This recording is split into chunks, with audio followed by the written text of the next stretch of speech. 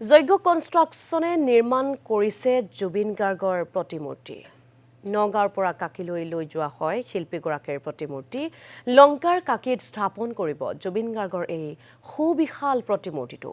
খুব কম সময়ৰ ভিতৰতে নিৰ্মাণ কৰি উলিয়াইছে প্ৰতিমূৰ্তিভাগ। আৰু তাত যেহেতু উপস্থিত হৈছিল আমাৰ সাংবাদিক সঞ্জীৱ শইকীয়া, আমি সঞ্জীৱ শইকীয়াৰ জৰিয়তে কিছু পৰিৱেশ চাব বিচাৰিছোঁ। মহানায়কৰ মহাপ্ৰস্থানৰ আজি 30টা দিন অতিক্ৰম কৰিছে।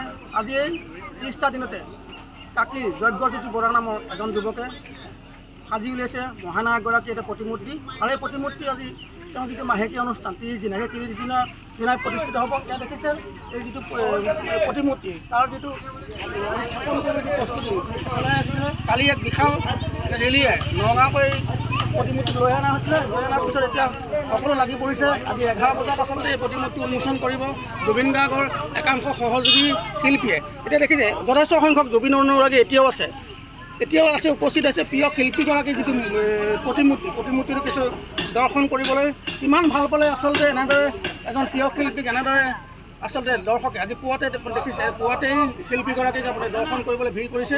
আমি ইয়াত বিভিন্নজন জুবিন অনুৰাগী আছে। আমি যাব বিচাৰিছোঁ এজন জুবিন অনুৰাগী আচলতে কি ক'ব। আজি 30টা দিন হ'ল, 30টা দিনতে এটা প্ৰতিমূৰ্তি সাজি লৈছে কাকিৰ যজ্ঞ কনষ্ট্ৰাকশ্যন যজ্ঞজ্যোতি বৰা, কি ক'ব? যজ্ঞজ্যোতি বৰাই যি জুবিন দা ঢুকুৱাৰ পিছৰ দিনাই যিটো ঘোষণা কৰিছিলে যে জুবিন দা এটা সম্পূৰ্ণ মূৰ্তি বনাম বুলি, আৰু সেই পৰিপ্ৰেক্ষিততে তেওঁ 1 মাহ তেওঁ লগৰীয়া বা যিসকলে আৰু শিল্পী আছে সকলোৱে মিলি পেলাই 1 মাহ দিনে ৰাতি কষ্ট কৰি এই মূৰ্তিভাগ সম্পূৰ্ণ কৰিছে। আৰু আজি জুবিনদাৰ যি এমাহ সম্পূৰ্ণ হৈছে, এই দিনটোতে তেখেতৰ মূৰ্তিটো ইয়াতে উন্মোচন কৰাৰ যি সিদ্ধান্ত লোৱা হৈছে সেইটো আজি সাৰ্থক হৈছে।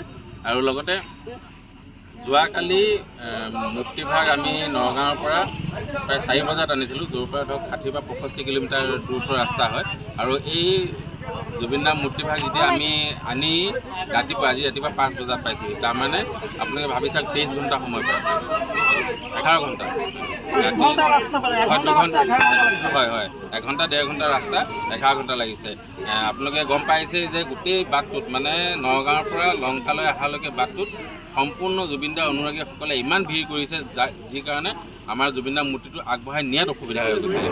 আৰু জুবিনদাৰ মূৰ্তিটোৰ কাৰণে সকলোৱে ফুলৰ পৰা গামোচালৈকে জুবিনদাৰ য'ত অনা হৈছে কালি নিশাৰ আমি দৃশ্য দেখিছিলোঁ। আচলতে আমাৰ সেৱাটো কিছু আগুৱাই আনিব আমি অনুৰোধ জনাইছোঁ। এয়া চাওক, এয়া আমাৰ মহানায়কগৰাকী যি আজি প্ৰতিমূৰ্তি স্থাপন কৰা হয়, প্ৰতিমূৰ্তি পূৰ্ণাংগ ৰূপ দিবলৈ চেষ্টা কৰিছে। এই শেষ ৰূপ আজি খন্তেক পিছতে ৰাইজৰ বাবে মুকলি কৰি দিব।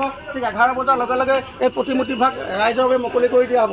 এনেদৰে এই কলাকুশলীসকল যিসকল শিল্পীসকল আচলতে লাগি পৰিছিলে এই মহানায়কগৰাকীৰ যি প্ৰতিমূৰ্তি আচলতে ৰাইজৰ বাবে সাজু কৰি দিবলৈ তেখেতসকল লাগি পৰিছে। এয়া আমাৰ কেমেৰাখন দেখিছে। এতিয়া আপোনাৰ চাওক যথেষ্ট সংখ্যক জুবিন অনুৰাগী এতিয়াও খাৰা হৈ ৰৈ আছে।